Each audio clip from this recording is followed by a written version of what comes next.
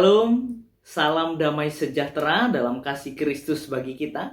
Jumpa kembali dengan saya Nur Fitriadin di channel Peace of Christ. Kiranya melalui video yang diunggah oleh channel ini boleh menjadi berkat bagi setiap kita.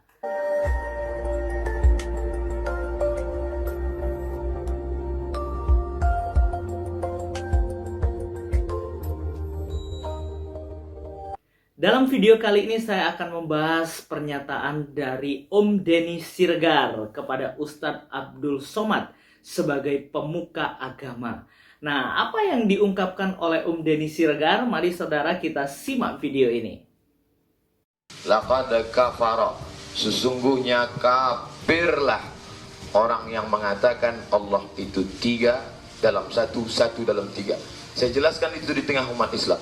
Otomatis orang luar yang mendengar itu tersinggung apa tidak? Tersinggung. Apakah perlu saya minta maaf? Nah, udah tuh jawab. Seseorang yang awalnya dari bukan siapa-siapa mendadak menjadi selebriti di bidang dakwah. Pengikutnya ratusan ribu, ceramahnya ditonton jutaan views. Itu karena ia pintar memadukan dakwah dengan gaya melucu. Seharusnya dengan semua kelebihan itu, ia punya tanggung jawab yang sangat besar. Bagaimana supaya umatnya yang awam dengan agama menjadi lebih pintar dan berakhlak bagus. Ia membawa pesan-pesan Rasulullah SAW sebagai pengusung agama rahmat bagi seluruh semesta alam.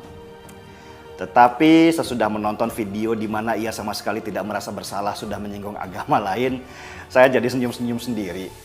Ternyata memang manusia itu makhluk yang lemah. Dipuja sedikit kakinya tidak menginjak tanah. Disanjung sedikit kepalanya terus mendongak ke atas.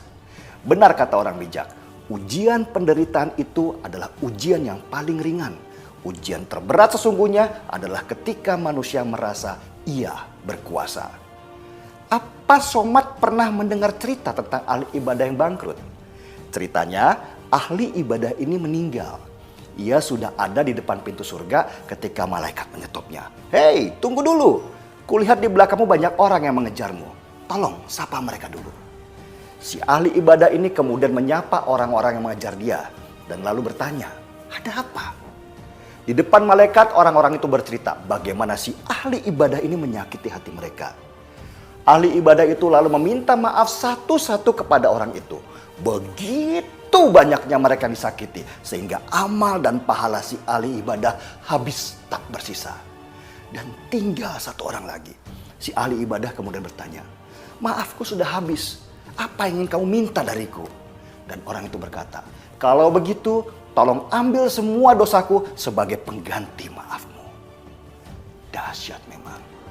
Menjadi seorang ahli ibadah, apalagi seorang guru agama itu sesungguhnya mengerikan. Karena tuntutannya jauh lebih besar. Ia harus jadi panutan dari ratusan ribu pengikutnya.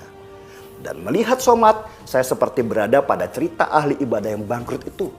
Padahal apa sulitnya meminta maaf di dunia ini daripada kelak maafnya ditagih di akhirat nanti. Sulit memang, karena kesombongan itu sudah menutup mata dan hati seseorang. Satu pelajaran lagi kita dapat supaya kita semakin bijak. Jika agama itu petunjuk, berarti agama itu bukan hanya ada di kitab, tetapi justru ada pada perilaku orang sekitar yang mengajari kita tentang akhlak. Nah, saudara, saya sependapat dengan Om Denny Siregar bahwa apa yang dikatakan seorang pemuka agama itu memiliki sebuah tanggung jawab yang besar bagi perkembangan umatnya untuk mengenal Tuhannya dan untuk memiliki akhlak yang baik tentunya ketika diajar oleh seorang pemuka agama. Nah, Alkitab juga mencatat di dalam Injil Lukas pasal 12 ayat yang ke-47 sampai dengan ayat yang ke-48. Dituliskan demikian, adapun hamba yang tahu akan kehendak tuannya, tetapi yang tidak mengadakan persiapan atau tidak melakukan apa yang dikehendaki tuannya, ia akan menerima banyak pukulan. Tetapi barang siapa tidak tahu akan kehendak tuannya dan melakukan apa yang harus mendatangkan pukulan, ia akan menerima sedikit pukulan. Setiap orang yang kepadanya banyak diberi, daripadanya akan banyak dituntut. Dan kepada siapa yang banyak dipercayakan, daripadanya akan lebih banyak lagi dituntun. Nah, saudara, ayat ini mengindikasikan bahwa makin banyak pengetahuan akan kitab suci, makin banyak pengetahuan akan firman Allah, maka makin berat hukumannya kalau ia berbuat dosa.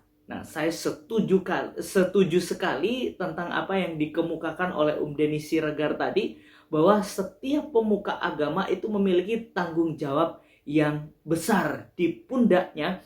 Itu harus membawa orang untuk mengenal Tuhannya dan mengerti kitab sucinya. Nah, saudara, kalau berbicara tentang kepentingan, itu adalah sesuatu yang berbeda. Berbicara tentang kepentingan, maka apapun yang ada, entah itu kebenaran, semuanya bisa diputarbalikkan demi kepentingan. Nah, oleh sebab itu, mari kita belajar. Bagi seluruh pemuka agama, kita belajar, ajarlah umatmu dengan baik dan mengenal Tuhan, siapa yang disembah menurut kepercayaan masing-masing. Itulah yang harus dilakukan oleh pemuka agama untuk mengajar umatnya, membina umatnya dengan baik. Ya, kiranya melalui video yang diunggah oleh channel ini boleh menjadi berkat bagi setiap kita. Tuhan Yesus memberkati. God bless you.